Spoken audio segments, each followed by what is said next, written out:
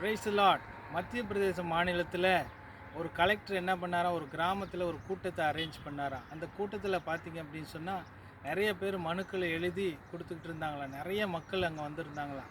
அப்போ ஒரு சின்ன பெண்ணு பார்த்த உடனே அந்த கூட்டத்தை பார்த்த உடனே இதே ஒரு ஒரு பெரிய அதிகாரி போல இருக்குது, எல்லாரும் போய் என்னமோ கொடுக்குறாங்கன்னு நினச்சிட்டு அவர்கிட்ட நேராக போனாலாம். போய் அவர் தோலை தட்டிக்கிட்டே இருந்தாலாம். உடனே அவர் திரும்பி பார்த்தா ரொம்ப அழுக்கான ட்ரெஸ்ஸில் ஒரு சின்ன பெண் நிற்கிறாளாம். என்னம்மா என்ன வேணும் அப்படின்னு சொல்லி அவர்கிட்ட கேட்கும்போது அவர் சொன்னாலாம், நான் வந்து படிக்கணும், எனக்கு படிக்கிறதுக்கு உதவி செய்யுங்க அப்படின்னு சொல்லி தைரியமாக கேட்டாலாம். அப்போ அக்கம் பக்கத்தில் எல்லாரையும் கூப்பிட்டு அங்கே உள்ள அதிகாரிகள்லாம் கூப்பிட்டு அவர் விசாரிக்கிறாராம். ஏம்மா நீ படிக்கலை அப்படின்னு சொன்னோடனே அவள் சொல்லியிருக்கிறா, எனக்கு அப்பாவும் இல்லை அம்மாவும் இல்லை, எல்லாம் இறந்துட்டாங்க. நானும் என்னுடைய அக்கா தம்பிகள் தான் இருக்கிறோம், 3 பேர் இருக்கிறோம், யாருமே படிக்க முடியல, படிக்கிறதுக்கு காசு இல்லை அப்படின்னாலாம்.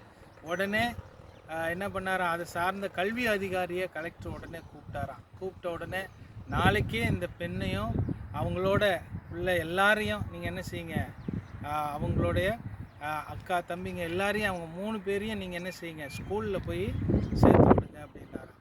அது மாத்திரம் இல்லை, நாளையிலேருந்து உனக்கு ஒவ்வொரு மாதமும் 4000 கொடுக்கறதுக்கு அவர் கையெழுத்து போட்டு ஒரு மனு ஒரு அக்ரிமெண்ட்டு இதில் சைன் பண்ணி கொடுத்தாராம். அந்த பெண்ணுக்கு, அந்த குட்டி பிள்ளைக்கு மாதம் ஒரு 4000 கிடைக்கிற மாதிரி அரேஞ்ச் பண்ணாராம்.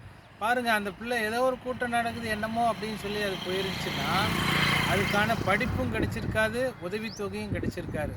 அதை விட மேலானவர் நம்முடைய ஆண்டவர். அதான் எரேமியா 33:3 சொல்லப்படுது, என்னை நோக்கி கூப்பிடு, நீ அறியாதும் எட்டாதுமான பெரிய காரியங்களை அறிவிப்பேன்னு ஆண்டவர் சொல்லியிருக்கிறாரு. உங்களுக்கு முடியாதுன்னு நினைக்கிற காரியங்களை அவரால் செய்ய முடியும். நீங்கள் அவரை தொடர்ந்து கேட்டுக்கிட்டே இருங்க, அவரை தொந்தரவுப்படுத்துங்க, ஆண்டவர்கிட்ட கேட்டுக்கிட்டே இருங்க. ஆண்டவர் உங்களுக்கு காரியங்களை வாய்ப்பு செய்வார். God bless you.